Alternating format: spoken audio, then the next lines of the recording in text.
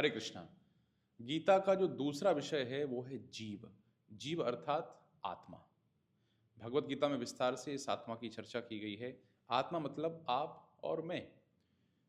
जब भी कोई व्यक्ति किसी ऑफिस में जाता है तो बहुत ज़रूरी हो जाता है उस ऑफिस में उसकी पोस्ट क्या है, उसका काम क्या है। यदि वो अपनी पोस्ट न जाने, अपने काम को न जाने, तो उस ऑफिस में उसको अच्छे से परफॉर्म करना बहुत कठिन हो जाता है।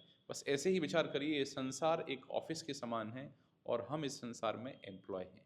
हम यहाँ पर काम करने वाले हैं। यदि आपने इस संसार में अपनी स्थिति के बारे में नहीं जाना, अपने कार्य के बारे में नहीं जाना, तो निश्चित रूप से हम अच्छे से परफॉर्म नहीं कर पाएंगे।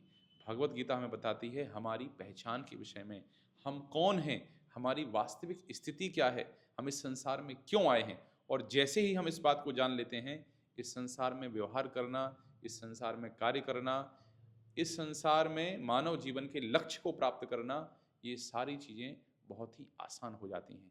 तो जीव मतलब आप और हम। तो हमारी ही चर्चा इस भगवत गीता में की गई है। तब तो हमें निश्चित रूप से इस गीता को जानना ही चाहिए कि आपके और हमारे बारे में गीता में क्या कहा गया है। इसलिए हमें गीता ज़रूर पढ़नी चाहिए।